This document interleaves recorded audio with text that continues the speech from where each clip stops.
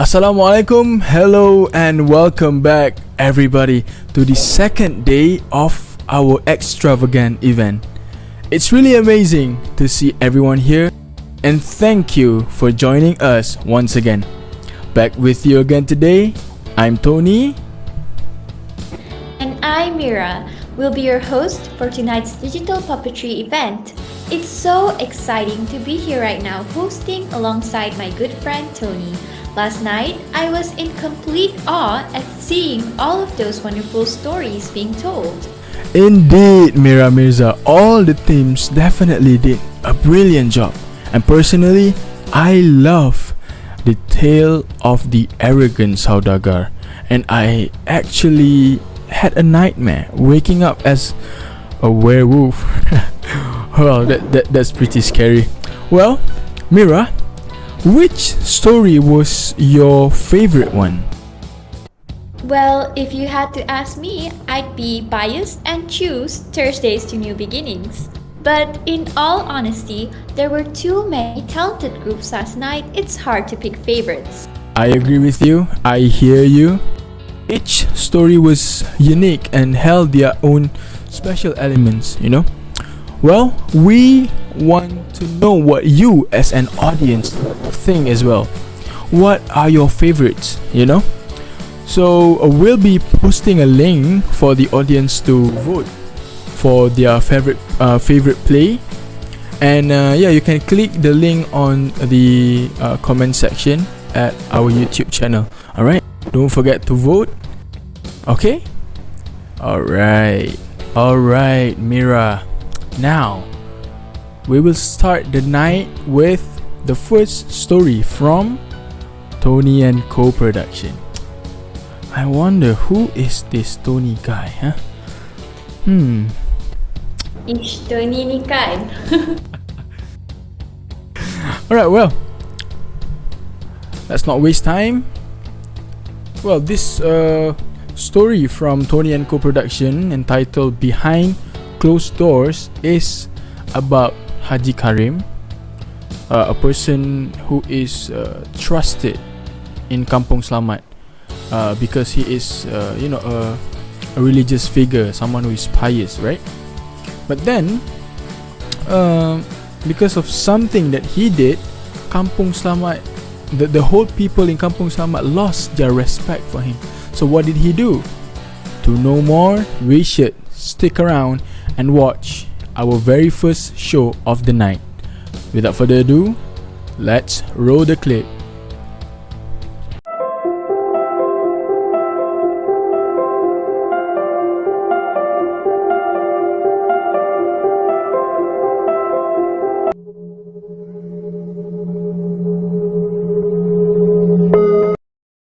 In a small village called Kampung Selamat, there was once a religious man named Haji Karim Salman.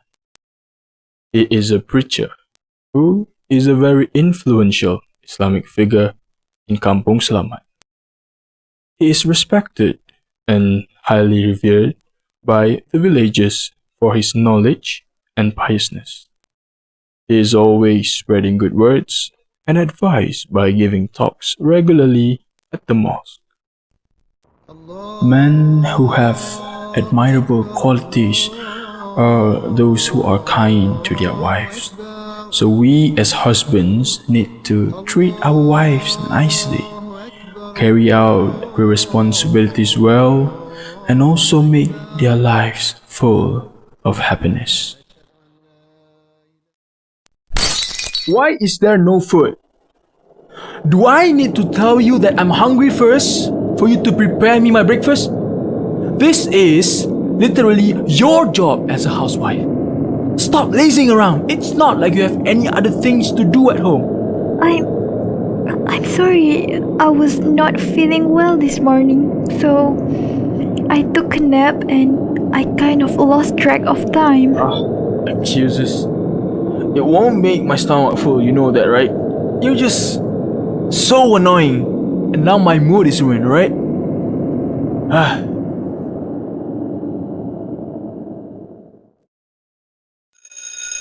Karim is walking around the school and he bumps into his students.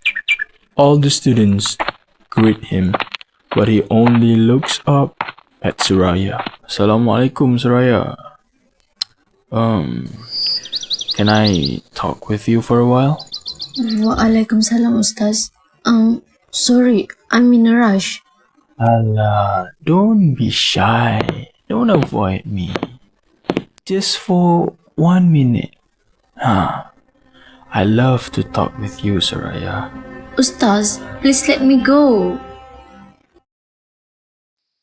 Suraya walked down the corridor with an anxious feeling.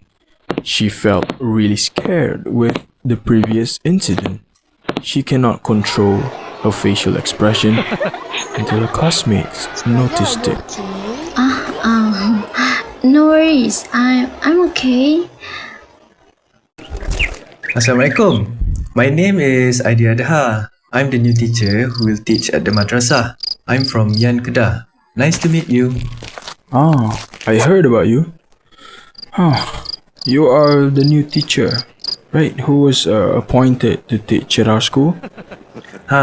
Yes, that's me. Please guide me so that I can be a good teacher for the students, inshallah. I just met a newcomer. He's an ustaz. Still quite young too. And apparently he's gonna be teaching in our madrasah. Eh? Really? Where did he come from? It's good that we have more help from the youngsters with the village works now. Is he married? I can help his wife to familiarize herself with the wife's here then. Can you shut up? I let you talk and you started talking this much? Go back to the kitchen and prepare my food now. Now, I said now. Yes. Abu Karim talks to Ustaz Aidil Adha about how long he has been teaching at the madrasah and that everyone adores and respects him. Aidil Adha, I have been waiting for this moment to finally speak to you in person because I have been so busy and didn't get the chance to have a chit chat with you. Yes, Haji Karim. I have also been waiting to talk to you. I see that you're really good with everyone in the madrasah. Of course, I have been teaching in this madrasah for 10 years. If you don't believe me, ask anyone who doesn't know Haji Karim. Well, I think there's no need for me to ask because I can clearly see it from your good relationship with the teachers and students. Oh, yeah. The other day I saw you talking to a girl. Suraya, is it her name? I can't remember. She seems so friendly with you. It's normal, Ustaz Aidil. I am friendly with all my students. That's why he respected me so well. That's all. Alright? Haji Karim wonders about Ustaz Aidil Adha's question about Suraya the other day and starts to think that maybe Ustaz Aidil Adha likes Suraya as well. And he has to do something to make sure that nobody steals Suraya from him. The next day, Haji Karim goes to the madrasah and finds Suraya to ask her to marry him. Suraya, I want you to be my lawful wedded wife. This is not a question for you to answer. This is an instruction for you to follow. No, I will not marry you. Ustaz Karim, you're crossing the line. Hey, have you forgotten what I have done for your family? I am the only one who helped you to enter the school because you came from a poor family and your dad is sick. Do you think I did all that for free? Haji Karim insists Suraya to marry him and starts to get physical. Suraya rejects his proposal and tries to run away from the scene. Ustaz Aidil Adha enters the scene to save Suraya from Haji Karim. No, Ustaz, I'll never marry you, even though you have helped my family, and this is not something that I expected for you to do. Please remember that I'm your student. Haji Karim, stop what you are doing there. Let her go. Aidil Adha. Suraya, I'm asking you to go back to your class now. Yes, alright, Ustaz Aidil. Hey, Aidil Adha. Don't try to be a hero, okay? I know you have feelings for her too, right? And one more thing, can you stop minding other people's business? You are new in school, and I can easily kick you out from here. Haji Karim, what you did just now is very wrong, and I don't like her. She's just one of my students, and she's only 17. Are you out of your mind? What is wrong with that? Huh? I am capable of having many wives, and you don't know anything about me. Suraya, are you okay? Yes, Ustaz, I'm fine. Suraya, I'm really sorry if I'm making you uncomfortable, but I need you to tell me about what happened earlier this day. I don't know the exact story, but I can tell that it's been going on for quite some time already. Suraya stays quiet as she really isn't sure if she should say anything about it. Aidil Adha seems to notice what Suraya is thinking.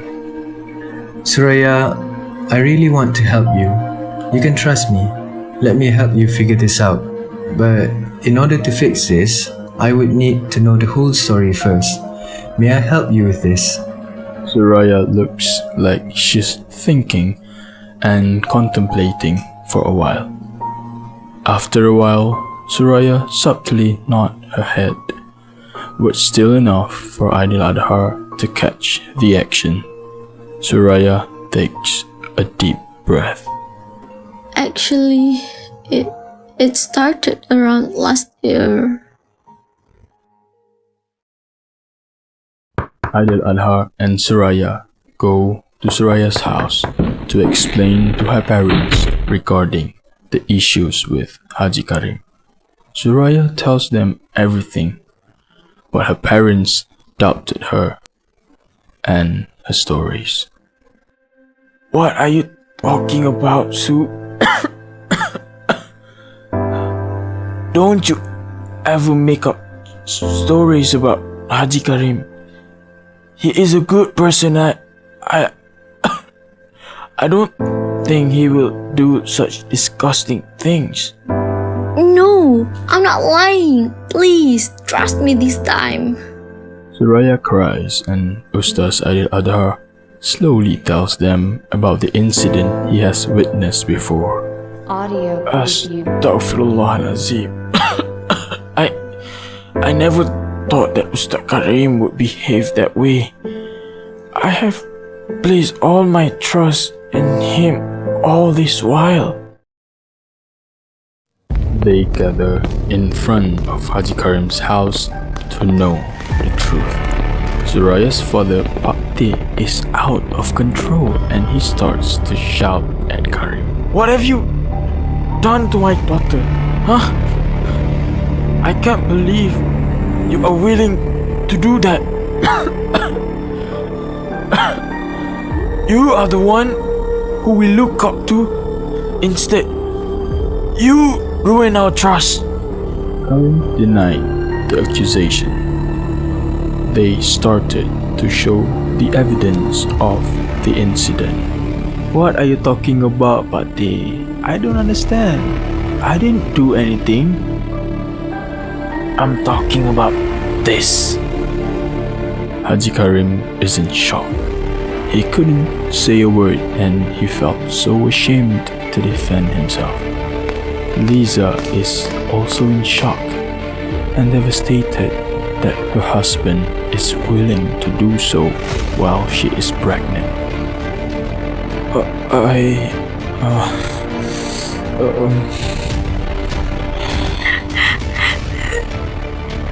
could you do this to me?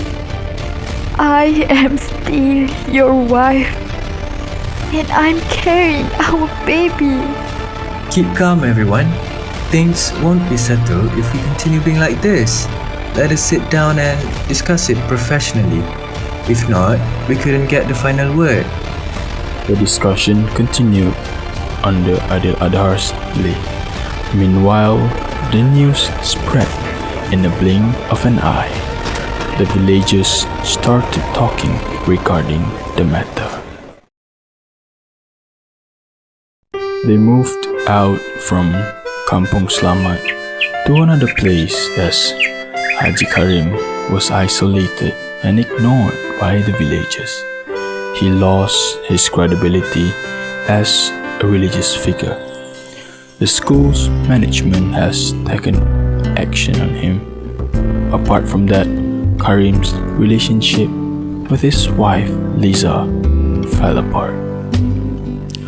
Meanwhile, Suraya can finally live her life as a student normally and comfortably without any problem or trouble. Suraya is now back to being her old self, bright and cheerful. Ustaz Adil Adha received recognition from the community for his effort and great attitude in helping his students.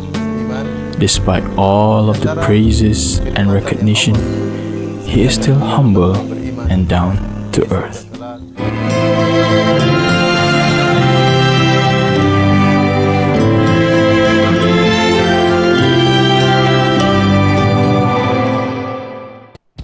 Wow, that's an incredible story. You know the saying, don't judge a book by its cover.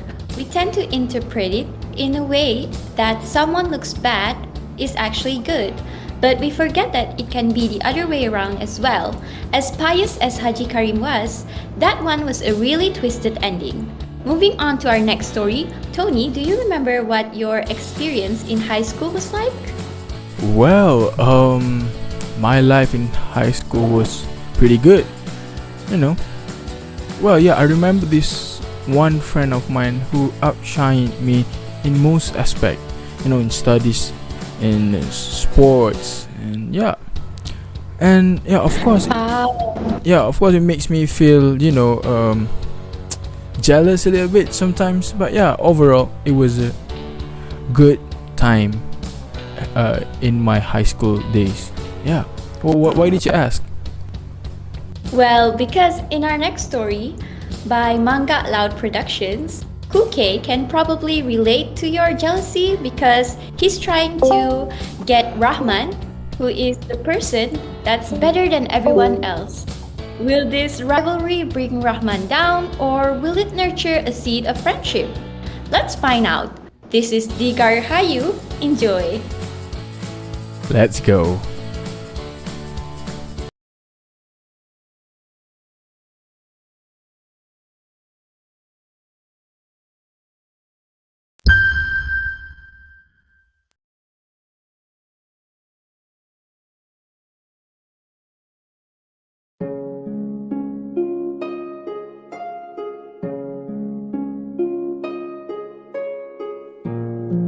Friendship can come from various occasions and sometimes also come from an unpleasant one. This story will tell you how jealousy transforms into a strong friendship.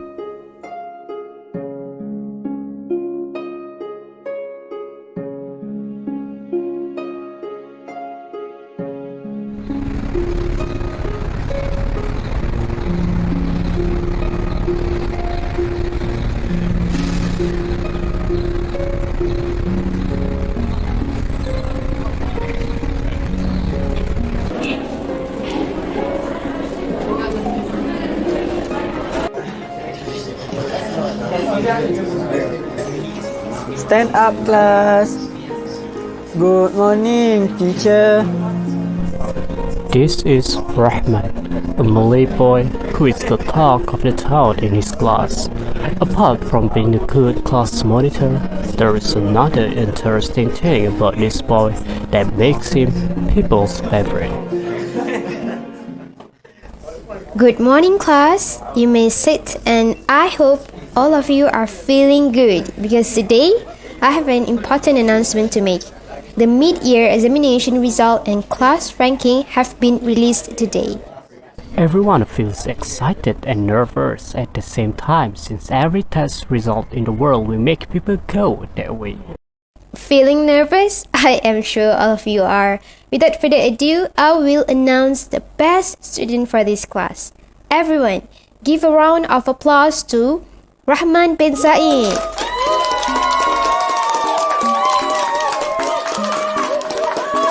Thank you, teacher and everyone. Nevertheless, everyone did a great job. Congratulations to all of you. I hope that all of you can do even a better job in the next examination. After class, everyone gathers around Rahman, congratulates him, and asks for tips to be successful like him, except one boy who is just sitting at his desk. He thinks he's so smart, huh? You did not deserve that result and recognition, imbecile. And this is Cool K, a top-notch student too, but not at the same level as Rahman.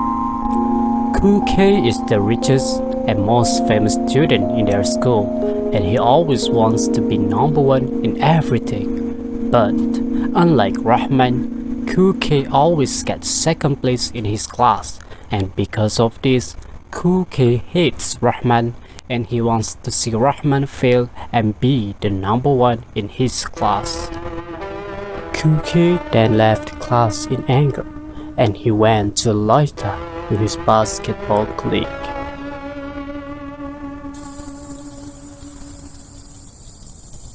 Why must it be him and not me? God. Oh, chill, man. What's wrong? Did someone mess with you or what? Yeah, boy, chill. I want to eat here. Huh? Nah, man. This one guy in my class who bragged about getting high marks in exams. Like what? He thinks he's a damn genius, huh? Is that so? Man, just tarnish his reputation by slandering him or maybe telling everyone that he cheated in the exam. Oh, good idea, man. I will consider that. Seriously, guys? Come on. Couldn't start to plan his evil plan to tarnish Rahman's reputations in class by slandering him for stealing his classmates' item.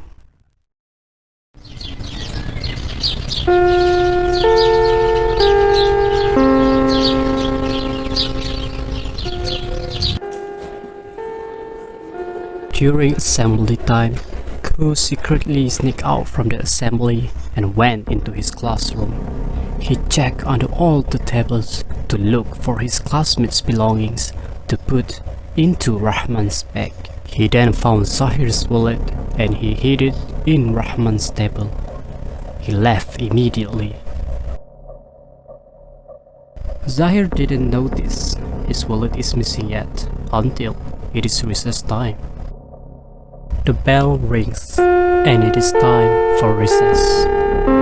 The teacher leaves the class, but then Zahir begins to panic. Guys, do you find my wallet? I cannot find my wallet anywhere. Really? Maybe you left it at home. No, I didn't. I put it under my desk this morning. Oh no. Okay guys, let's help Sire to find his wallet. Check under your desks, your bags and everything. Every student starts to search for Zahir's wallet everywhere in the class until... Zahir? Is this your wallet? Oh, thank goodness. Yes. Where did you find it? Under Rahman's desk, between his boots. As soon as Rahman heard that, he is shocked and speechless. Rahman, do you try to steal my wallet? Huh? No, I didn't. Then, how was my wallet under your desk? I don't know. Rahman, if you need money, you could just ask for me some, not steal from me. Zahir, I swear, I didn't try to steal your money. I didn't even know how in the world your wallet ended up under my desk. Rahman, enough. I will not tell the teacher about this, but please don't do this anymore. Believe me, I didn't even do it. Whatever floats your boat, Rahman. After a bewildered silence, everyone leaves for recess except Rahman, who just stood still and still could not believe what just happened. That incident makes his classmates lose their respect towards him. Serve you right.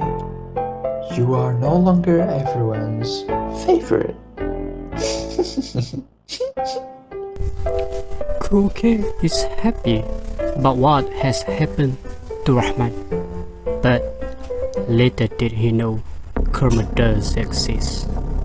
While walking home after school, something unpleasant is about to happen to him.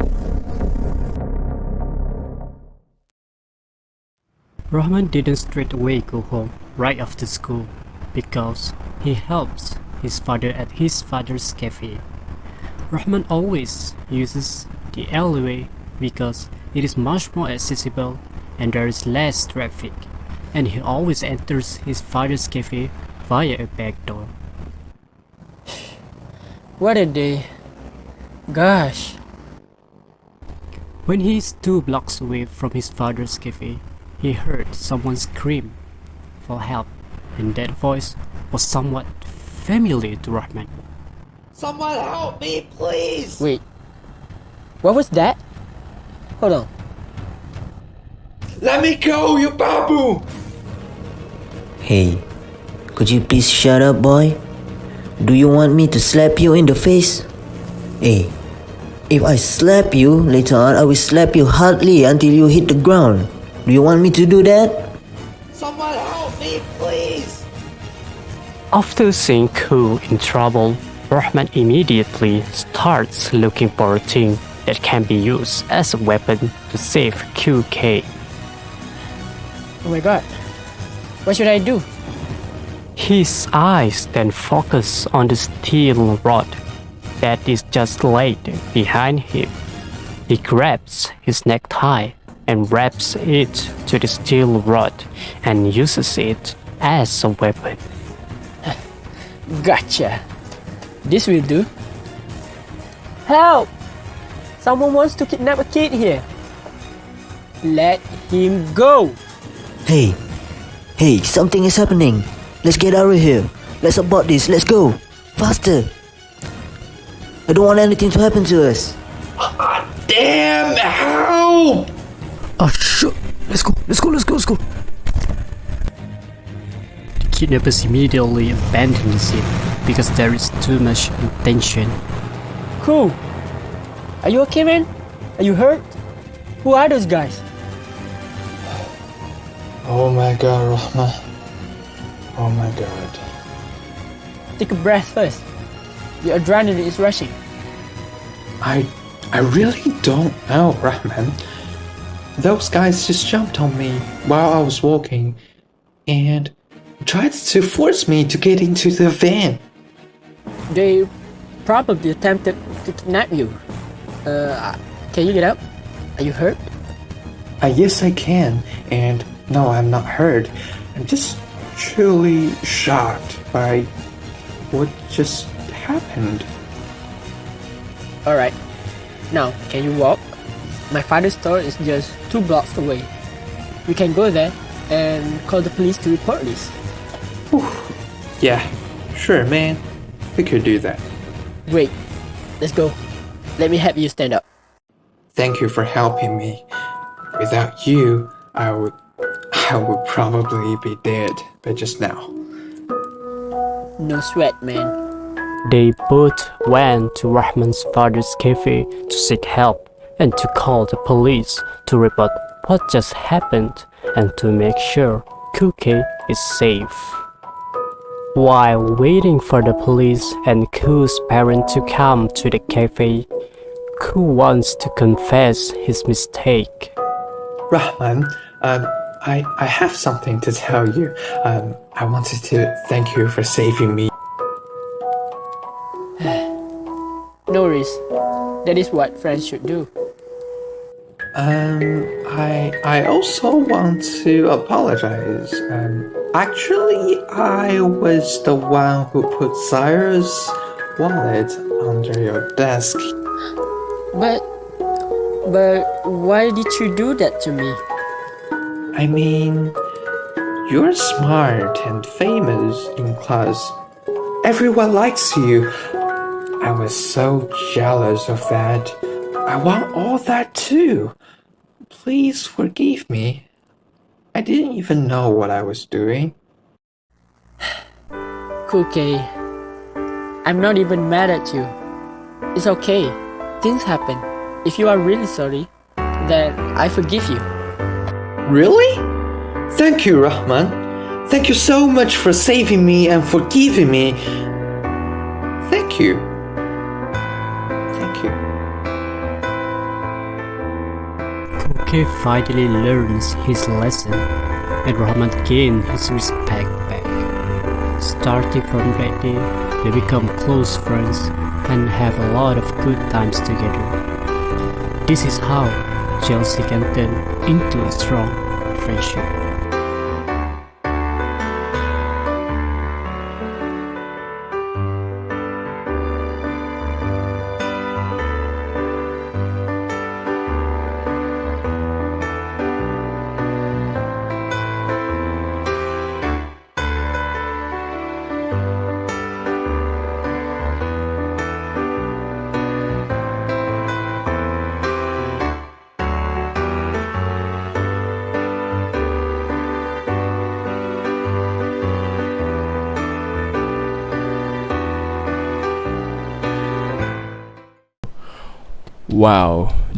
Wow, that was really good by Manga Loader Production. So hard to pronounce it, but well, the story takes me back to my glory days, back in high school.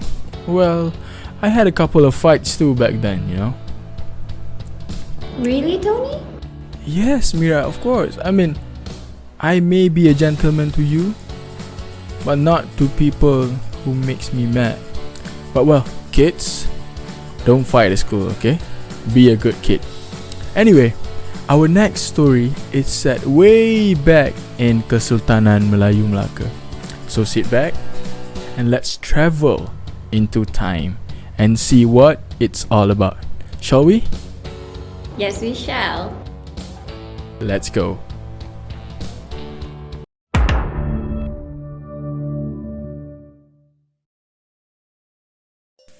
Once upon a time, in the era of 1867, the world economy starts its journey to build a modern civilization by trading and exchanging resources all around the world using the sea's pathways. Suez Canal and Malacca Strait are two of the most famous trading pathways. A lot of trading people ship around the world used to trade and import their sources there. Malacca Strait was one of the famous trading centers at the time as it lies in the strategic location as well as linking route between the Indian Ocean and the South China Sea. Malacca Strait is protected from the northeast monsoon winds and the usage of Bahasa Melayu or the Malay language, which was considered as lingua franca during the era.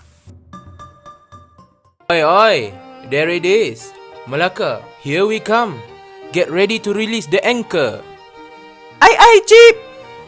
Malacca was famous for natural resources like chengal wood, rattan, and tin ores. Usually, chengal woods are used to make ships as the wood are very sturdy and waterproof. Rattan also has its own special functions. The flexibility of the rattan is particularly useful for the Asian mom to cane their children if they went back home late. There, sir. What say you if we make a barter exchange? Hiya, I don't say butter, meh? No. I said barter. B-A-R-T-E-R, meaning that we exchange our item with the item which has the same value as it is, like for like system. Oh lah, sorry, my bad my bad. Okay, but how about we exchange my Chinese pottery with your Chengal woods? Alright, deal. Terima kasih. Upon its famous trading activities, there are a lot of cases where the pirates hijacked and stole the trading goods such as spices, potteries, and even gold from the traders along their way to Malacca. The number of cases was increasing rapidly day by day. This issue has caused the traders to drift away from the Malacca Strait for trading purposes. Please don't hurt me. I only have a cat to take care of. Please release us. I don't have any money or even family. Too late. We already caught your captain. The ship has been hijacked and all the goods are ours. The ship was on its way to Malacca from China. It brings potteries, teas and spices to trade with other traders. The ship changed its way to the pirates' secret places near Malacca. This incident has reached the ruler of Malacca at that time, who was Sultan Ismail. Forgive me, my lord. I came to tell you shocking news. The trader ship from China has been hijacked by the pirates just now. What? How dare they? This will cause a huge problem to our trading activities. The traders will run away and we will lose our influence in global trading. Ask our maritime force to make their preparation now. The Malacca Maritime Force rushed to the place and watched the movements in and out of trader ships around Malacca Strait to keep them safe from the pirates. Knowing that the Maritime Force guarded the area, the pirates planned their strategy. Something is already up to their sleeves. One night, the pirates came again to Malacca Strait at one night with a few more ships to attack the Maritime Force on duty. On my command, attack! Don't give them a chance to escape. The war begins. The sounds of spears and creeses broke the silence of the night in the middle of the Malacca Strait. The ships are filled with dead bodies hovering over them. This scene was seen by a young man named Turnade, who is a famous blacksmith in Malacca, as he was on his way back with another ship nearby to Malacca after a long time leaving his own country. Turnade is a famous blacksmith that lots of weapons used for self-defense and war were made by him, such as creeses, spears, and even for the warriors of Malacca's palace. After the clashes ended, the clouds suddenly started to pour a heavy rain, clearing the blood-soaked ship's floors. The head of the Maritime Force, Fleet Admiral Abdullah, felt that his team cannot stand any longer. Half of them had been killed. He thought that it is time to step back. Stop! We need to retreat, lest we would be killed. They ran away to the piers and they went straight to Istana Seri Kembangan to see the Sultan. Pun Tuanku, we didn't make it, Your Majesty. There are a lot, and they are really skillful in using creeses and spears. How can this be? This must not be inevitable. What should we do next, Your Majesty? Let me think for a while. I need some moments alone, Admiral.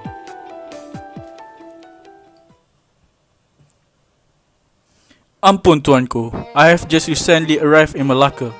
What is happening to our trading activities here, Your Majesty? Turnade, long time no see you, sir. We have unwelcome news now. The pirates, they are causing us troubles. Yeah, I witnessed the incident with my own eyes that our maritime forces had a big war with them when I was on my way back here. Thank God that I managed to get to you here, Your Majesty. Turnade, you still have your blacksmithing skills, right? I do and will always do, Your Majesty. What's happening now might be related to me. Why is that so, if I may ask, Your Majesty? As far I can remember, Raika, who is the head of the pirates, is my childhood friend. He is a kind person, since his father was prisoned under my father's order, Sultan Malik Nursi, on a criminal case did by Raika's father. He was prisoned until his last breath. Raika was only 11 at that time. Then his mom too passed away 3 weeks later due to the extreme grief to the loss of her husband. That is why he grew up full of hatred and will avenge unto my family and me. Oh, I see. Then, how may we stop him, now and forever, Your Majesty? Okay, listen. I kept this secret for a long time.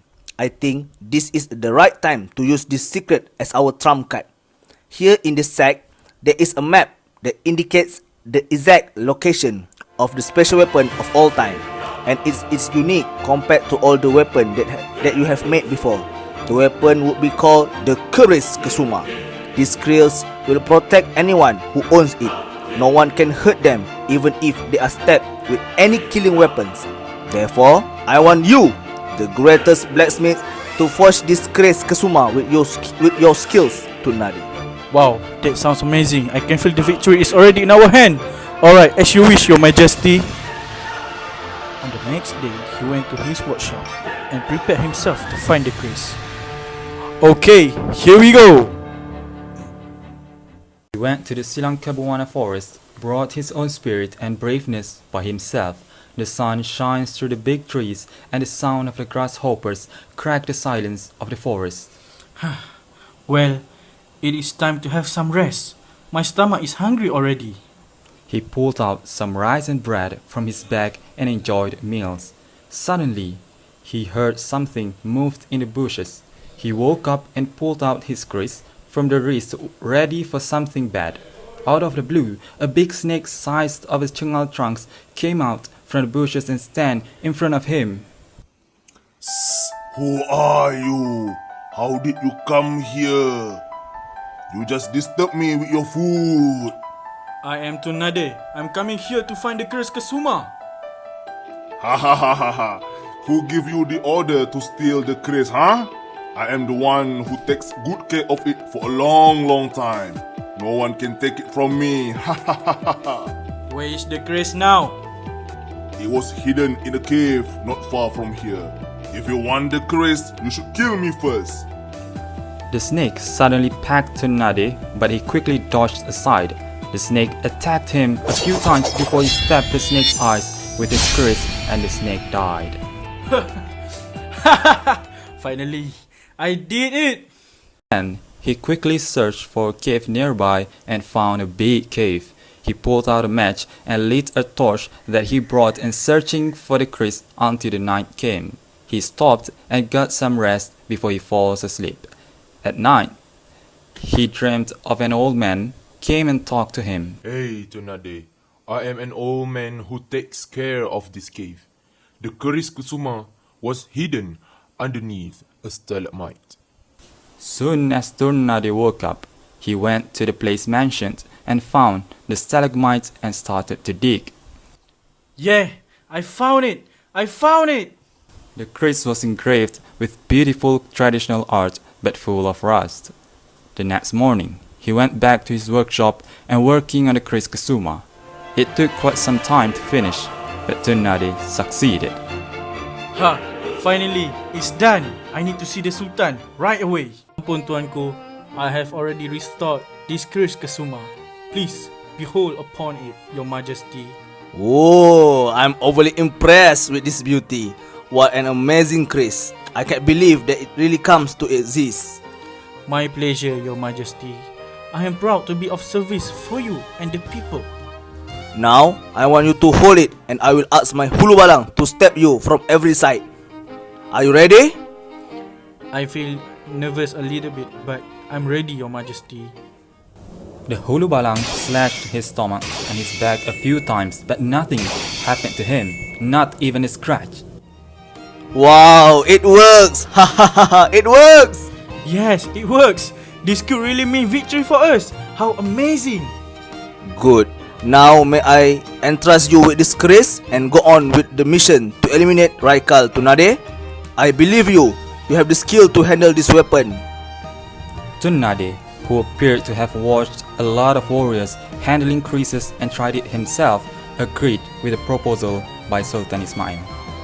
So now, I want you to go to Raikal place tonight and kill him. He is the cause of our problem right now. We need him gone for good. by any means. As you wish, my lord. Once midnight falls, Tun went to Kota Purilanga where the pirates are hiding. As he arrived at Kota Purilanga, he saw many of his recruits are patrolling the place. Suddenly, Tun saw Raikal went into his house. There he is. I must be watchful, to remain unattended. This place is full of guards. Whew. Without further ado, he started his move nearer and nearer to the place from the back and enters the room where Raikal was prepared to bed. Tun swiftly moved into the spot and slashed through Raikal's throat. Goodbye, Raikal. God will like to see you now.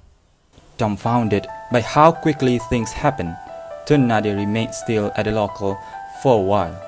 Then, unexpectedly, Raikal's fellowmen entered Raikal's room with a rush and found Tun with Raikal's dead body. Hey, what are you doing? Everyone, attack this intruder! Then, a big war occurred between Tun and the pirates. They stabbed him from the in front and the back, but nothing happened to him because he was holding the Chris Kasuma. With that special power, he killed all the pirates by himself. Finally, Tun won the battle. I did it.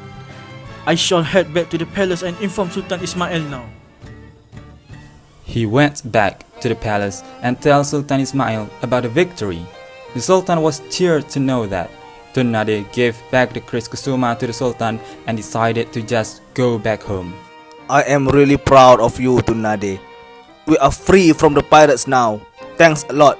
But don't you want to keep this for yourself? No, I don't think so. I just want to go back to my hometown and start a new life with my family again. If that's your decision, then I respect that. Tun gave back the Chris Kasuma to Sultan Ismail and went back home.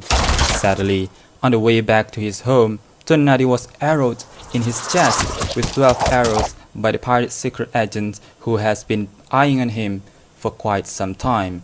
He was left dead tragically. The news spread to Sultan Ismail and he was incredibly sad and blamed himself for not being adamant to him to keep the Chris Kasuma for his safety. Ampun tuanku, Tun was killed on his way home. We suspected that he was killed by the secret agents. Oh God, forgive me for this. This is my fault, not keeping him guarded onto the way back. I must be responsible for this matter. Don't worry, Tun. As long as this grace I possess, I will avenge for your death. This is just the beginning of the legend of the Chris Kasuma.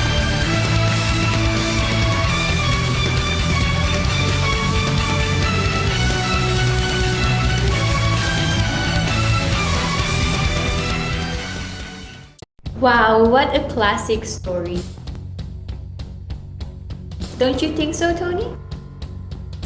Yeah, well, I think it's a really good story. You know, I'm not a fan of history subject back in high school, but yeah, Krista really did a great job. I really enjoy it, and I actually paid attention. You know, props to K. Yeah. I completely agree. This is the best way to implement history lesson into a puppetry story. Am I right? So anyways, yes, I agree our next story our next story is quite unique. It's a classic critique of a patriarchal society mixed with the help of a fairy godmother. Will Aminah break the shackles of patriarchy and finally be rightfully respected by the people in her village? Let's check it out. Seesaw by Huff. Roll the clip.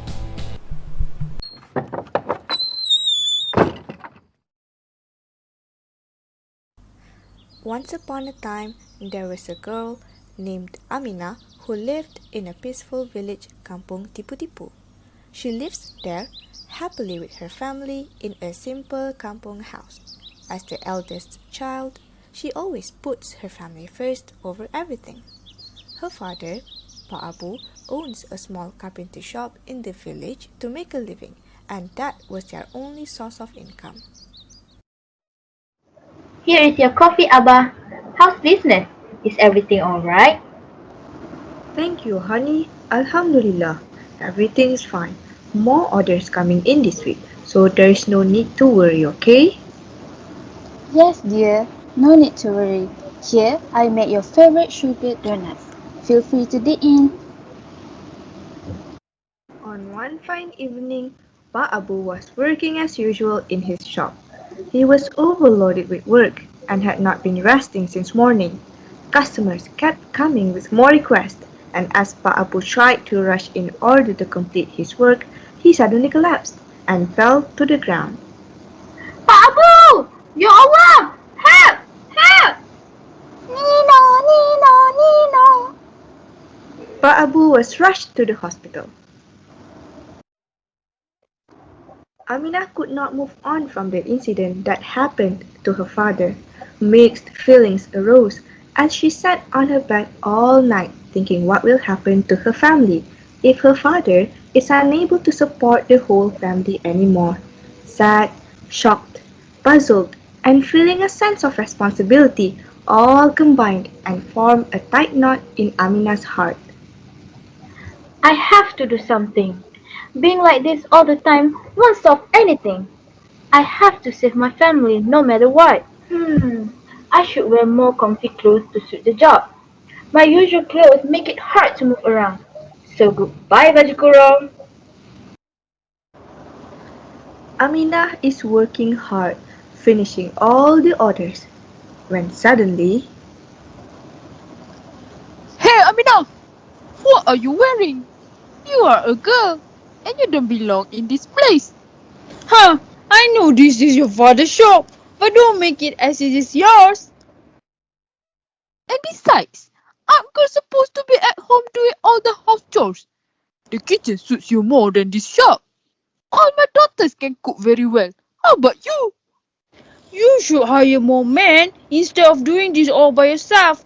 Do you think you can handle all of this? Huh, I think not. What a shame. as she arrived at the backyard of her home, she sat down on one side of the seesaw and continued, sobbing harder.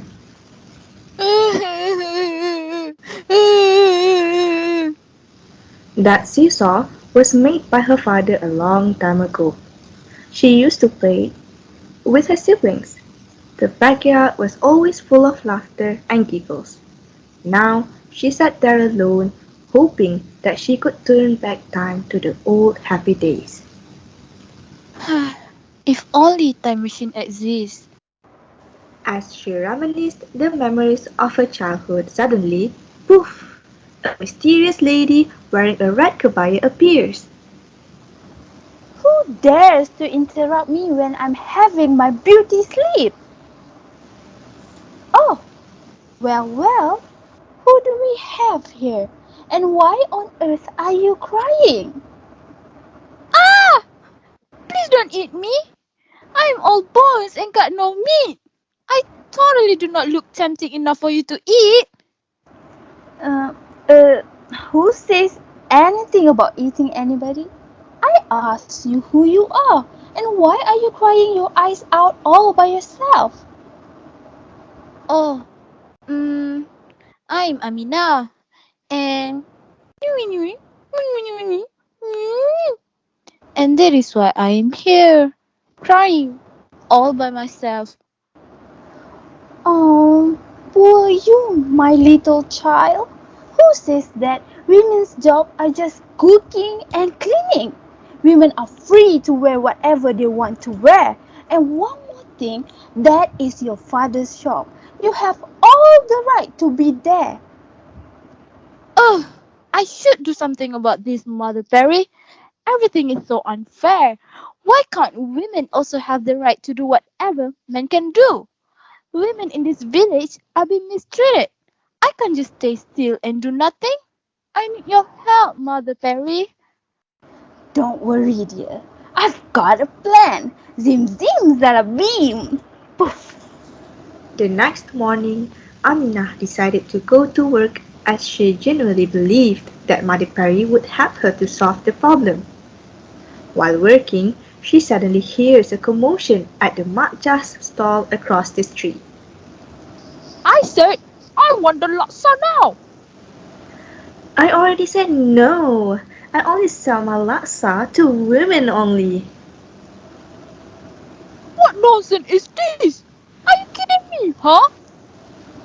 No, I'm not. From now on, I only sell my food to women only, understand? Hey, old woman, don't you dare go against my words. I have my rights. I can buy anything I want and from whoever I want. Amina rushed to meet Mother Perry, eager to ask her what on earth was going on, and what did she do. She called Mother Perry desperately, as she wanted the answer for it now. Mother Perry! Oh, Mother Perry! Where are you? I need to speak to you right now. Mother Perry?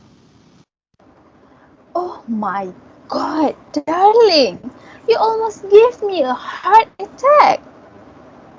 Oh, thank God you are here.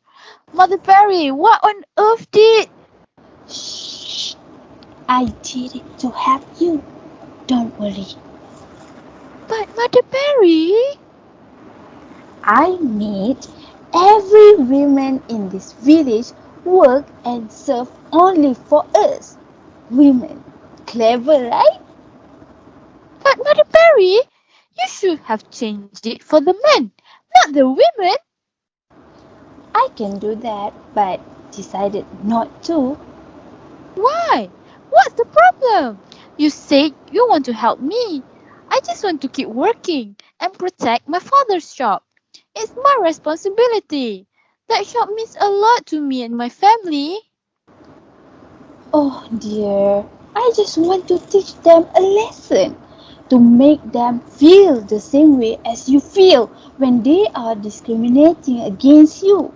They need to realize their mistake and wrongful doing because we all deserve to be treated equally. That evening, those angry men came to Amina's house for a protest. Assalamualaikum, Aminah. Oh, Aminah. Oi, come out from the freaking house right now. We have something to settle. And don't be a scaredy cat. Waalaikumsalam. Why on earth are you guys here? Please lower down your voice because my baby sister is sleeping right now. Do you have some issues regarding your orders from my father's shop? Ah, forget about my order. This is a big issue, okay?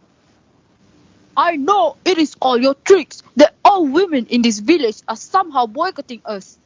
Now, I could not enjoy my favorite laksa from Matja's stall because of you. When we want to buy something, all women will avoid us and say that they are not selling food to us anymore. How am I going to satisfy my craving for nasi lemak and Matja's signature coconut shake after this, huh? Whoa, calm down. Why me? I did not do anything. But, it's hard to explain. You better make things clear now, or else... Or else what? You guys are the ones who mistreated me, and now you come here blaming it all on me. You guys should apologize to me, not threatening me like this. We don't care. Fix this or we will report this matter to Tok Penghulu and also persuade him to kick you out from this village. Ha ha ha ha. Is it wrong when a woman works at a carpenter's shop? Besides, I have skills because my father taught me. Please do not underestimate my capabilities as if I don't have any experience or knowledge about this stuff. But you are still a girl. GIRL. Girl. Suddenly, it started to rain cats and dogs at Kampung Tipu-Tipu. Those angry villagers rushed back home as the rain doesn't look like it's going to stop any second. The rain goes on till morning, and surprisingly, the whole village is flooded. The flood rose through the night, and the villagers were panicking because they were all sound asleep last night. All the furniture were soaked with the flood water, and there's no chance that it can be used again. My seesaw! Where is it? Where is it?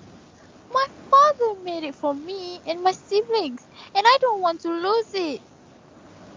And I have to find Mother Perry real quick because things are so chaotic right now. I just want my normal life back. Oof. Looking for this, dear? Thank God you have found it. I love you. I love you. I love you. Mother Perry, can I have one last request? Yes, anything for you, dear. Just like a magic show, a miracle happened as Kampung Tipu-Tipu changed to its normal state. The villagers were confused and in shock as they witnessed the absurd moment. All they saw was the shadow of a person moving as fast as lightning from one to another, fixing all the broken parts of the village. Whoa! What's that? Whoosh! It's moving so fast! Swish! Swish! Swish! Swish! As soon as Aminah finished repairing all the damages caused by the flood, the angry villagers seemed like they were not angry anymore. Hey Aminah, why are you helping us? We said nasty things to you, and now look at you. Oh, come on. It's not a big deal. Besides, aren't we living together in this village? We are sorry, Aminah, for everything that we have done. And thank you too for not abandoning us when things were hard. You saved us all. You surely have a good heart, Aminah. The entire village celebrates as Kampung Tipu-Tipu was saved by Aminah. With the help from Mother Perry, Aminah not only has gained an incredible superpower, but also the trust from the villagers, the trust she yearned for. Since then, Kampung Tipu-Tipu has become peaceful again. The end. Team Aminah! Team Aminah all the way. My heart goes to all the women who suffers from this issue. Hashtag I stand with women. Well, Mira, if you could travel back in time, what would you do? Well, Tony, I wouldn't change anything. Everything happens for a reason, even the bad moments. Kids, this is what you should have in your mind, alright? You should instill this mindset. Okay? Positivity. Well, in the next story, Andina, the main character, begs to differ from what Mira just said. It's about Andina who gets a chance to travel back in time and make up for her inauspicious experience while moving on to a new town. Well, let's see if time travel can make her fate any different. Bakawali by the Kalsum Project. Let's roll the clip. Enjoy!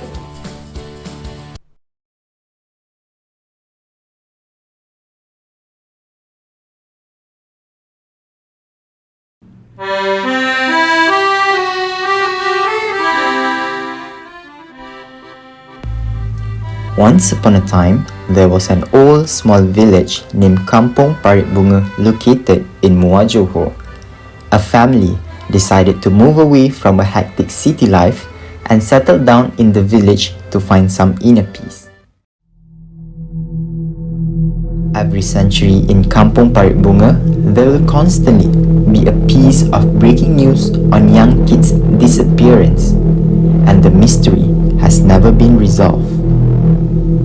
A rumor says that a wicked astral spirit kills and consumes their hearts to complete a spectral circle as dictated by infernal motive. Mariam and Jeffrey are busy unloading their goods from the moving truck, while Andina is chasing after the neighbor's chicken all around the new yard happily. Andina, Could you please lend your parents a hand and stop running around? Bonda, can't you see my hands are full at the moment? Hei, bertuah punya budak. Boleh pula dia kejar ayam.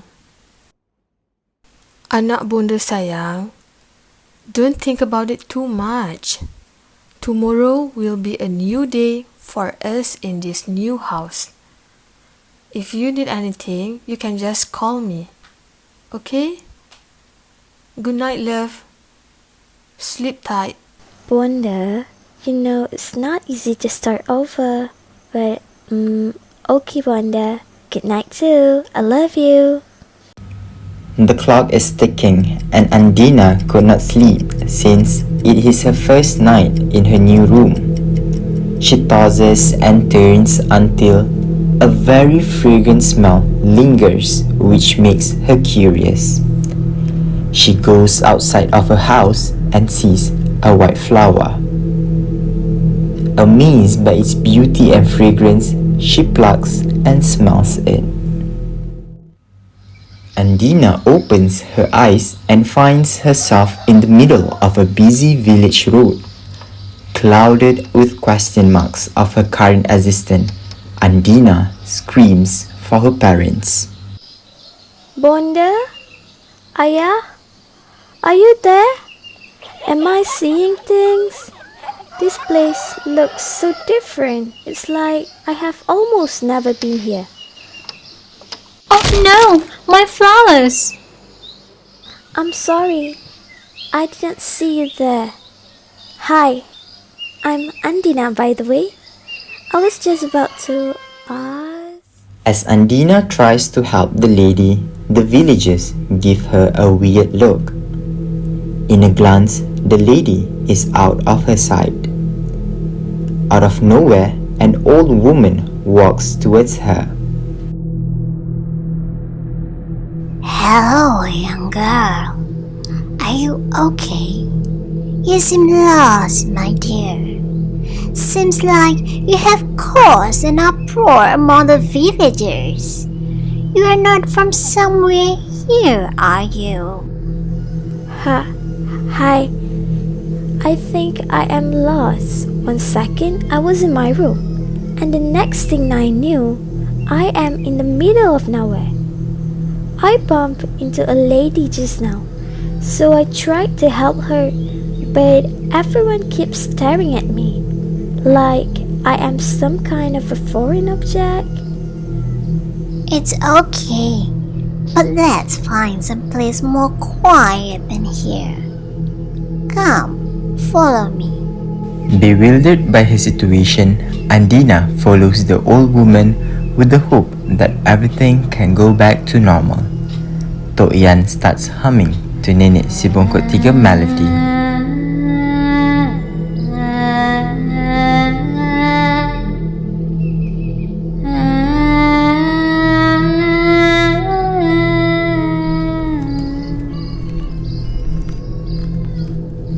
You can call me Tok Yan. Nah, I think I know why the villagers stared at you just now. Why, Tok Yan? Look at you. You dress so differently than most of us here. This? What's so different about pajamas? Don't we go to sleep wearing this? No, nah. Not by wearing that in 1921. Poor thing. What did you do? Let me help you. What the old woman said took Andina by surprise. She tries to recall the reason for her being in the middle of nowhere, but failed. Wait, did you just say 1921? No, that can't be happening. It's 2021. We are in the middle of a pandemic. My parents will be looking for me. Damn it, I didn't bring my iPhone with me. I am begging you, please. You need to help me. I can't recall anything. Shh. It's okay. Slow down. The key is to keep track of the first thing that happened to you. A whole day was wasted and Tok Yan offers Andina food and shelter. Andina, rest up now. Tomorrow we will continue to search for the young lady. Here, take this blanket. It is cold tonight. Thank you, Tok Yan. I didn't know what I would do without you. Good night.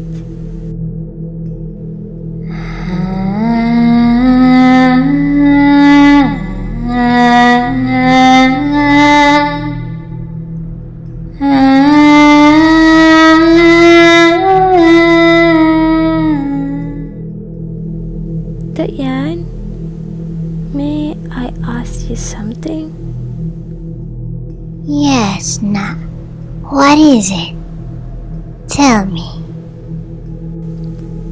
I notice that you frequently hum the Nenek Si Bongkok Tiga melody. In 2021, if anyone was to hear the song, let alone the melody, we would shrivel in terror because there's a story that the song is an act of calling Nenek Bongkok Tiga. The description of how the nenek looks is scary. Ada rupa macam ini. Ish. Enough, Andina. Those are just made-up stories. Jangan mudah percaya apa yang diceritakan orang. Tidurlah, Nak. Besok bakal muncul hari yang indah. Tok Yan, I just remembered I never properly introduced myself to you. How did you know my name is Andina? As the clock strikes 12 midnight, the owl hoots and the wind blows strongly but sweetly with a fragrant smell. Some noises came from the villagers, closing windows and locking doors, as it is that time of the year again. Andina woke up alone by the sound of the commotion, feeling agitated. What happened? Where am I? Tok Yan? Oh, Tok Yan. Are you there? La la la la la la la la la la la la.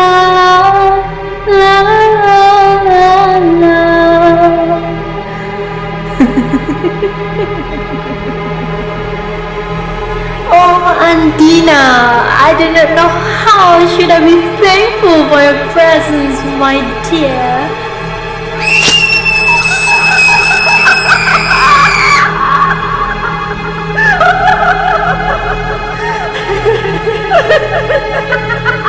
Tok Yan kills Andina and eats her heart in order for her to turn into Bakawali eternally for another century. Bakawali walks into a stall to buy some kuih. She overhears a group of people talking by the stall. Hey, it's the new neighbor's daughter. Oh, Akbar, I told you that house is haunted. So scary lah.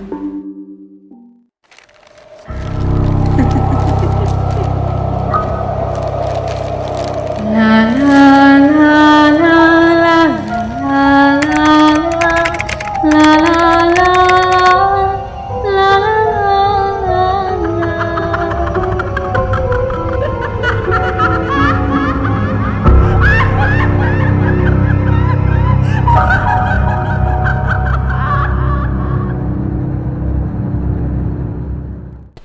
Wow, such a good idea, and I really love what the Kalsum project have shown us, it just gets better and better, you know.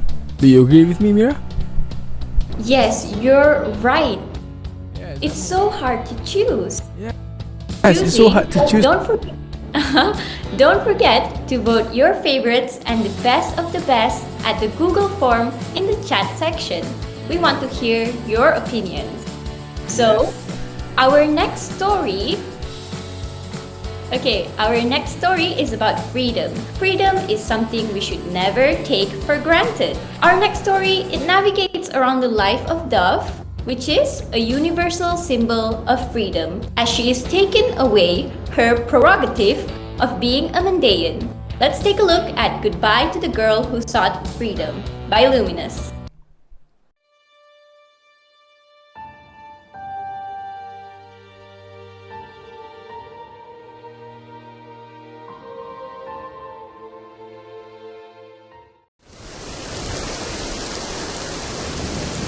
The rain poured heavily and bombs crashed into the Mandaeans' settlement.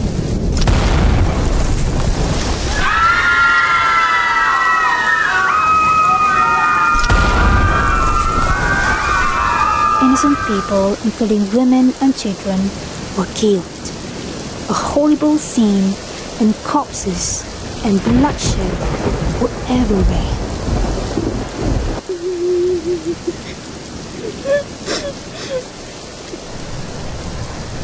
Dove, look at me. Promise me whatever happens, just run forward and never look back. No, Father, there's no way I could leave you and Mother here. Listen here, Dove. We'll be just fine. Please, say I call. The militia of the adversaries started to traverse the territory, shooting and slaughtering the citizens in their way. Attack!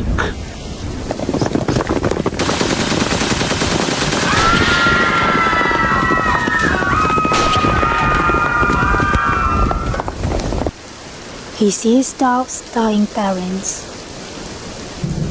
He pulled out his rifle and aimed at them with 2 clicks. The captain, a diabolic leader of militia of the adversaries, ended her parents' lives. No! Stop! Father! Mother! Dove stiffens at the sight of her parents' unjust death.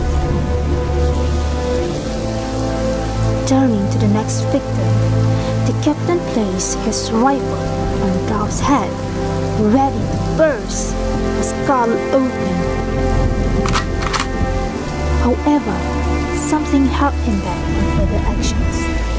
Thinking his wife is desperate for a child as she is barren, she brought Dove home and raised the child. With that, the captain resolved in changing Dove's identity from a Mandaean into an adversary and drove her to hate her own race while growing up.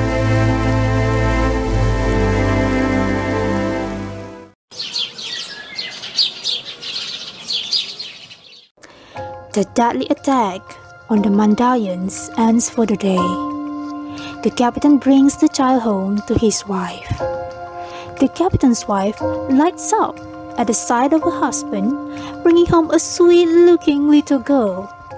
Feeling elated, she caresses the little girl gently.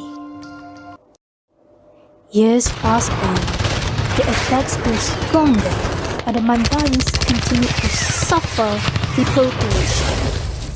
On the other hand, Dove grew up in the household of the adversaries. Despite having good care, she felt empty and traumatized and never told anyone. She was frequently brainwashed by them, saying Asians are despicable. The captain trained her to exterminate her own race. Growing older, Dove developed into a strong and bold woman. The captain trusted her with all his heart as she is always obedient to him. Dove was taught with all the knowledge and secrets to the militia and how to defeat their enemies. She was even taught how to shoot a rifle and kill people. I'm going to teach you the basic handgun skills. Remember the steps. Here, align the front sight with the rear sight. Ensure that the top of the front sight post is level with the top of the rear sight, and that the rear sight appears evenly centered within the notch of the front sight. This will ensure that the gun is at the right level and you will get a good sight when aiming at the target. Got it. Another technique of killing people is by using potassium chloride drug or KCI. When potassium chloride is injected into the body, it can cause kidney failure, sudden cardiac death, and ultimately result in the death of that person. So, whenever there is muscle damage, a large amount of potassium is released into the blood, so examiners and forensics may not get the actual reason behind the high potassium level in the blood. Got it. Showing great ability and skills, Dove worked in the militia as a medical assistant. However, deep down inside, she feels trapped and oppressed as she did not want this life. She missed her parents, her hometown, and her people. Serving the Raj military for years activated her zeal to seek for her own and her people's freedom. She has seen so much violence. Deep down in her heart, she knew her deeds were wrong. I have lost my family and my people. It is the time for me to do what is right. Waiting for the perfect time, Dove then secretly betrayed her foster family, the militia captain, and the militia of the adversaries by joining the warrior troop of her beloved country, Mandai, to protect and bestow freedoms to the Mandaians. She knew that she would have to fight the greatest battle, and that was to go against her own foster father, the captain. Using the knowledge that she has, she helped the warriors of Mandai. If she was meant to die, she was willing to sacrifice herself for her people and her country. The warriors of Mandai received her as their leader, and she led them into a ferocious battle the next day. They were equipped with swords and divided into 3 troops. The first troop started the attack from the west side of Ephesus, the second troop from the east, and the third troop from the south. This way, they cornered the main camp of militia of Ephesus, located at the center.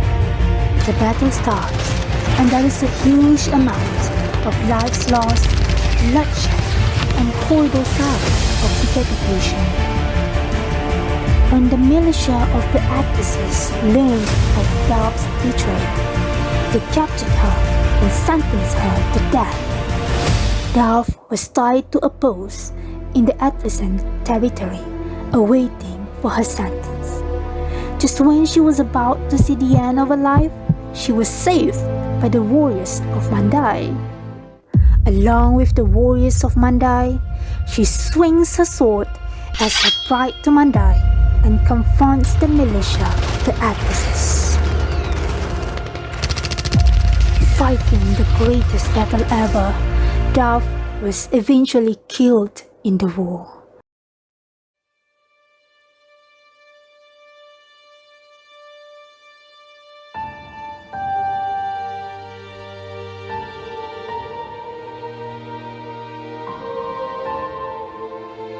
However, Dove and the other warriors had brought a triumph of freedom to Mandai and to other Asian countries that were held captive by Ephesus' colony.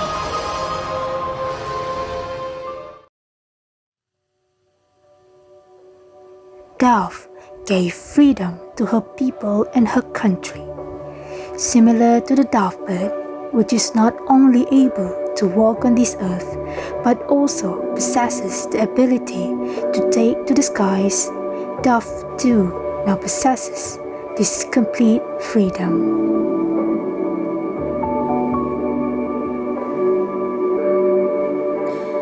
Wave, wave, wave, the glad flag of the free, while men march and fight and die for you and liberty.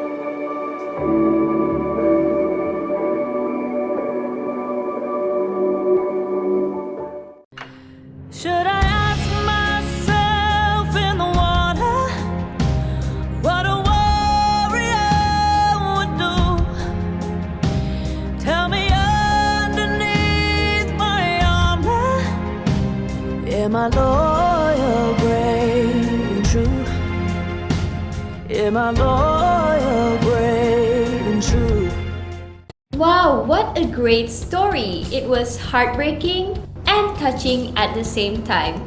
I was rooting for Dove up until the end. Don't you think so, Tony? Yeah, I agree with you. Such a lovely story. Well, moving on. You know, my mom used to say, don't pick up things from the ocean, even if it's the most beautiful seashells you've ever seen in your life. Upcome really needs that advice. Let's take a look at the consequences of what happens when you pick up mysterious items from the ocean. Well, Upcome and the Labu Sayong. Enjoy.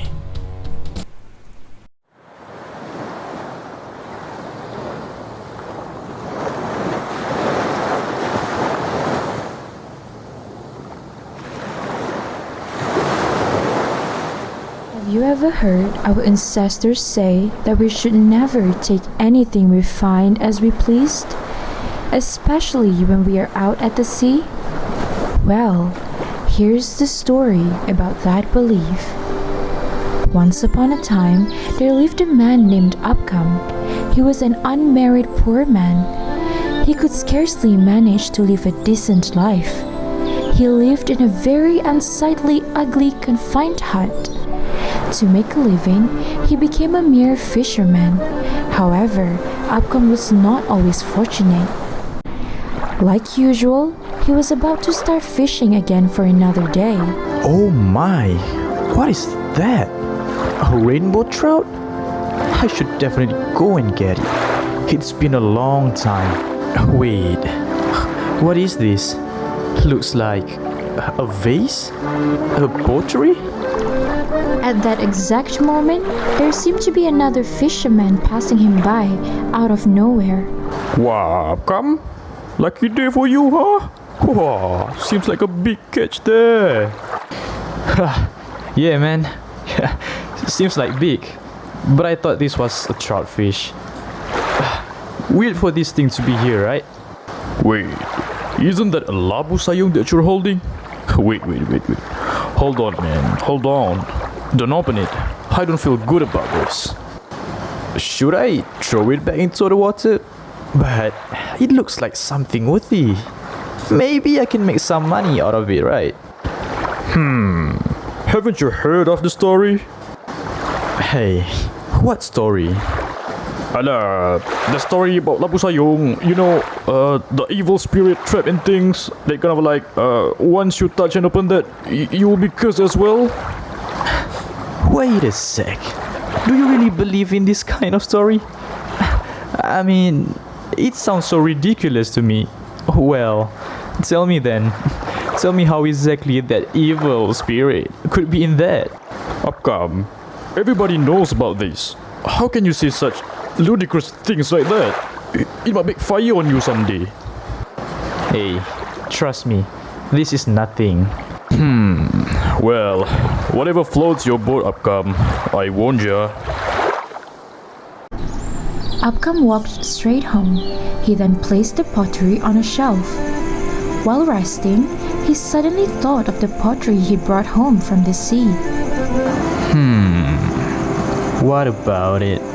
He rushed to the shelf and had a look at it. Ignoring his friend's warning, he opened the patterned ceramic to see what was inside, but he saw nothing in it. Now, he was sure that the labu sayung was only ordinary and nothing special about it. Upcom then straight away went to his bed as his eyes felt heavy. As Upcom drifted to sleep, a figure suddenly ventured into his dream. Hello there, young man. Hello? Who are you? Do we know each other? Let me introduce myself. My name is Sabrum. Thank you for releasing me out of that stupid poetry. I'm confused. Who are you? And why are you here? I am the god of wealth. I came here to tell you that you are about to experience a windfall of wealth. As a return for helping me, I'll give you anything you want, but you need to fulfill my wills. Wow! Really? What is it that you want me to do for you? I promise, I'll get it all done. I want to be super rich. First thing I would like you to do is, you shall go to the nearest cave which you can reach tomorrow morning. And I'll see you there. Yeah, sure. I'll be there tomorrow. Tomorrow morning, Upcom woke up much earlier than he normally did. Thrilled by the wealth he'll be receiving, he walked to the cave merrily. He then saw a man dressed in a white garment walking towards him. Sabrum? Is that you? Yes, Upcom. It is me. The reason why I asked you to come here is because I want to pay you back for releasing me from the Labu Sayung. For that, I would like to offer you something you have always imagined having your whole life. And you know what that is? A family and wealth. Am I right? Is it possible for me? Nothing is impossible if it's me you are dealing with. But nothing is free in this world, Upcom. You gotta do me favors in order to have all that you wish. Right. Okay, deal. I'll do whatever you want me to. Did you see him? Talking all alone in that house? It scares me, Holland. Like a crazy person, you know? Oh, hari tu I saw him rocking an empty swing while laughing under the big tree. Ayah, he has gone mental, is it? Might as well stay away from him. Who knows what curse he might bring upon us? Na'uzubillah. On the other side of the shop, Kalsum was listening to the conversation. For those who do not know, Kalsum was Upcom's old friend. Well, whatever happens to him must not be good. I shall pay him a visit one of these days. You crazy No good will come from you visiting him. I told you, he is cursed. Upcom, I came here to visit you. Hey, Kalsum! Come on in! Long time no see! How is my house? Beautiful, right? Hey, my wife is cooking in the kitchen. Later, I will introduce her to you. You know what, Kalsum? Life has been very good for me. Phew! All thanks to Sabrum. Sabrum? Yeah, I met him in a cave. He's the one who gave me all these riches. And if you want, I can bring you to him too. Hey, I promise you, Kalsum, this is the real deal. Kalsum agreed to follow Upcom to the cave. As Kalsum walked inside the cave, while waiting for Sabrum, Upcom took out a cuirass and stabbed her from the back.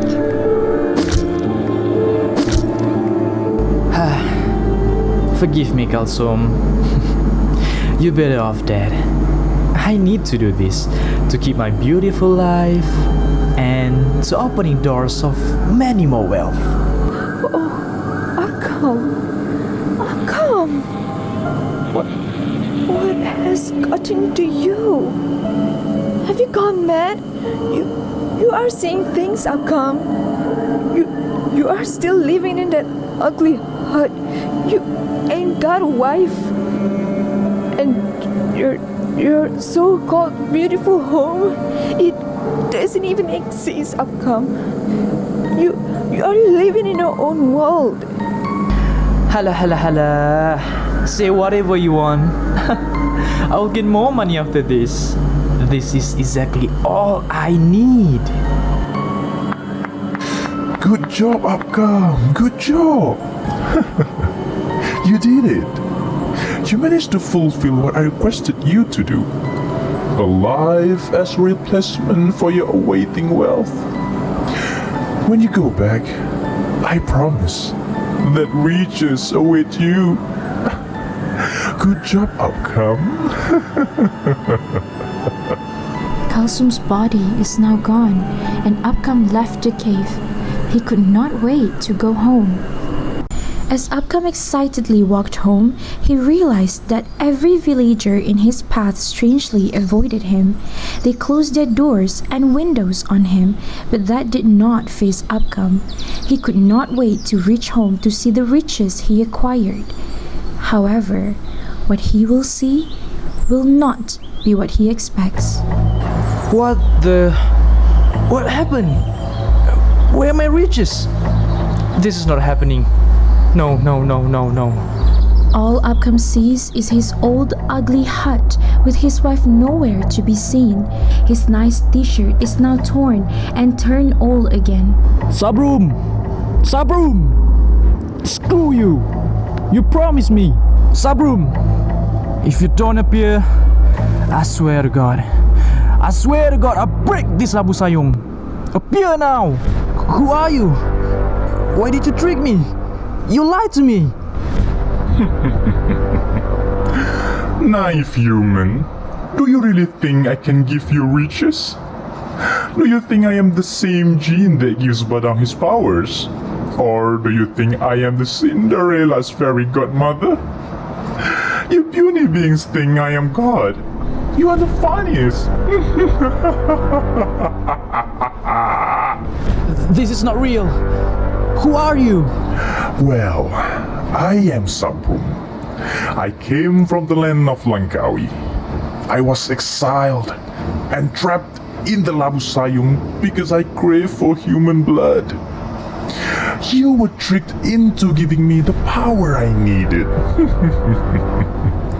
Foolish humans, always foolish. Return what I deserve. I fulfill my land of promise, so you should too. Are you kidding me?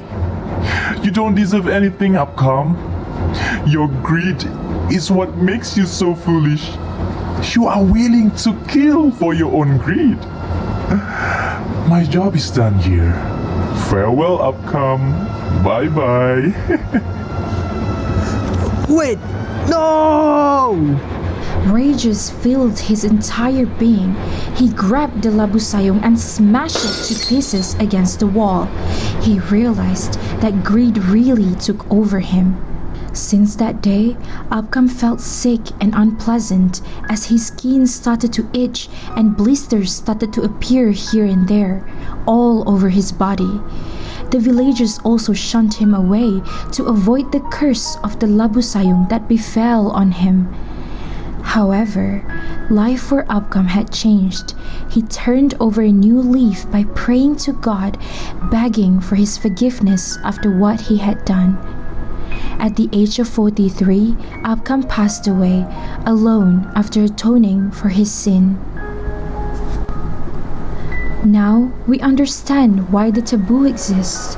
It has always been linked to the dark beliefs of great harm and misfortunes in life. What is found in the sea should always remain there, If something is not ours, we should leave it as it is to ensure that we are not taking away others' belongings. The story of Upcome should become a lesson to every one of us. If we want all the great things in life, we must really work hard for it, as everything will always come with a price, and nothing will ever come easily in our ways. The end. Now, kids, what can we learn from the story? Obviously, we should not take anything that does not belong to us. Okay?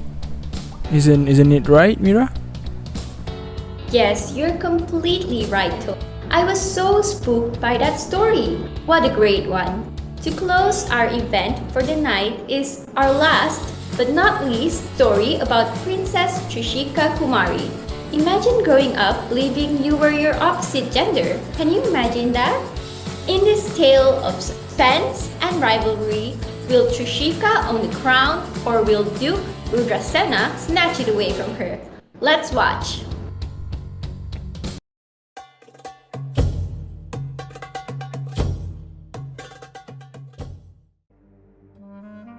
Once upon a time, in a land called Kanishka Kingdom, where its people were blessed with rich soil and beautiful nature, under the ruling of Mahakalya dynasty, there was King Shivaji Maharaj, who was loved by his subjects.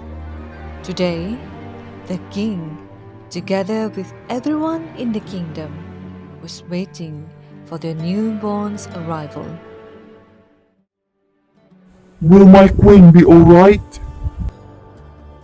My king, ease your heart and believe everything will be alright under the blessing of God. Yes. Oh, this king could never be at ease, Prime Minister Maharana. It will be my first child. I have been waiting for this moment in years. My king, both the queen and the newborn will be alright. Being a king has its own hurdle. Although his subjects loyally loved him, some still wished to own more power than the royal family itself. One of them is the Duke of Chaturya, Duke Rudrasena, who wished nothing but to overthrow the royal family. My king, I had failed you. My queen, nothing is much more important than having you and our child safe. Be it a prince or a princess, we will treasure our child together wholeheartedly. My king, a princess cannot be a king. Duke Rudrasena was trying to do all his ways to cause trouble for our royal family. Sooner or later, he will betray and overthrow us. Your Majesty, you will have our way to stop the Duke. No. Announce to everyone that the newborn is a prince. This queen will do everything to make sure her family stays safe till her last breath. The royal birth announcement was celebrated by everyone except Duke Rudrasena. This is how the story about a princess who is fated to be a prince started. Time passed by, and the oblivious young princess grew up into a majestic and brilliant prince. The princess was accompanied by her two friends, Diya Devi, the daughter of a personal servant, and Ravi Varma, the son of the palace's undertaker.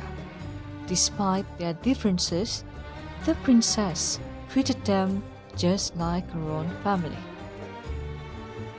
Then came the day of her 12th birthday.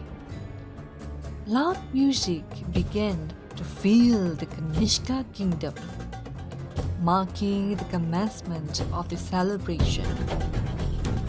The excited young princess together with her dear friend Dia, watched the occasion from the palace's window. The event had only started briefly when suddenly the young princess felt something abnormal happened to her body. My prince, is there something wrong? I do not know. It was just I do not feel good around my stomach and I suddenly have a headache. How could this be? The banquet will begin soon. Should I call the royal physician? No, there's no need. This pain just doesn't feel. My prince. What? How? You. What is happening to me? Why am I. Oh, my prince, calm your heart, please. There is nothing wrong about this. Just. What do you mean there's nothing wrong about this? How could I suddenly bleed like this? My prince, could it be you are actually not a boy? Insolence! What makes you think this prince is not a boy? But, my prince, when a girl reaches a certain age, their body will go through a change and they will start having their period. But if I am really a girl, why will the royal father and royal mother hide that I am in fact a princess and not a prince? Enraged, the young princess ignores everything and marches straight to the royal chamber of her parents. My son, what happened? Why are you acting this way? I need an explanation. Why did you lie about my gender? Calm down, my child. We didn't mean to lie to you. This is for the sake of our kingdom. My child, the royal family always faces such danger. It is only a matter of time before someone tries to fight over the throne again. You know how a queen is never suited to rule a kingdom alone. They will do whatever it takes to bring you down. When they do, we will no longer be able to protect you and our kingdom. Everyone will suffer. I didn't know that such trivial things could cause a huge havoc. I promise, I will protect the royal family and our kingdom by pledging to hide my true gender forever. Unknown to them, someone whom the royal family trusted and never expected to betray them had overheard their conversation. The person went to the Duke's residence to tell him all the things he knew about the princess. That person was none other than Ravi Varma. This is the greatest news I've ever heard in my entire life. The time for me to be the next king of Kanishka has finally come. My lord, I have sacrificed everything to tell you this news. What would I receive from this? Worry not, Ravi. You will surely be rewarded. Peace decorated the kingdom until the young princess reached the age of 18 and was ready to take over the throne. All of a sudden, a rumor about the soon crowned king is actually a princess had been spread widely in the kingdom. The people of Kanishka felt deceived and furious over the rumor. The king had done a great sin to actually deceive his subjects by faking the princess' true gender. The whole royal family does not have the right to keep ruling the kingdom. The people who fully trusted the royal family all this time were fooled by the king. The whole royal family must submit and let go of the throne. Liar! The royal family are a bunch of liars!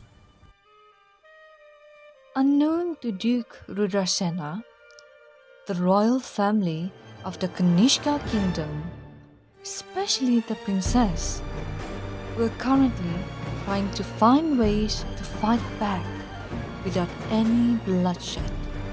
On the very next day, they announced to the whole kingdom that the prince was indeed a princess. They wished the people would forgive the royal family for hiding the matter, as that was the only way for them to preserve the peace of the kingdom. Some were happy that the royal family no longer deceived them, but those who were already being manipulated by Duke Rudasena were unable to accept the truth at all. Ha ha ha! Forgiveness will never wash away the royal family's sin. The royal family should submit. The royal family should be ashamed of their actions and step down from the throne. If not, I shall declare war upon the Kanishka kingdom and defeat the royal family all by myself. The army of my Chaturya kingdom will march upon and destroy the whole royal family and Kanishka kingdom. A new day began. The princess is now present at the Duke's residence. Greetings to the very famous Duke of Chaturya, Duke Rudatsena. This princess is here to deliver something to you. Such bravery? To actually show yourself at my house, Princess Trishika Kumari? What is so important for you to deliver something here all by yourself? Worry not, Duke Rudatsena. This present only belongs to you. Guards, bring all the scrolls inside Duke Rudatsena's house. Duke Rudatsena, as you can see here, these are the records of your wrongdoings for all these years. All of your wrongdoings are stated clearly in these scrolls. Someone like you should never be a duke. You should rot inside the prison instead. Guards, seize the duke and bring him to the dungeon. You were so sure to take me down, but unfortunately, you have me as your enemy. The duke was unable to dispute all the proofs which were presented right in front of him. That day, not only did the duke lose his title, he also lost the trust from his own people as Princess Trishika Kumari announced to everyone about his wrongdoings. The people of Kanishka Kingdom began to see their princess's true value. Seeing the majestic queen standing in front of them, they were more than proud to have her as their ruler. All our enemies have been defeated, and prosperity should remain in our kingdom forever. My people, this queen was heartbroken when war almost sparked between the two kingdoms, because my duty was to protect this kingdom and my people. I will never let such a bloodshed war happen to our kingdom. The lives of my people are much more important than the war itself. From now on, we all will live in peace, and forever in my power, I will make sure no one will take it away from us. The heart-moving speech made everyone start singing their praises for the new queen. Her wisdom proved that gender will never be an indication of what a great leader truly is. Queen Trishika Kumari ruled more than 50 years before she was finally laid to rest. Throughout her ruling, her people cherished her, as she was able to keep her promise to ensure the safety of the Kanishka kingdom. The end.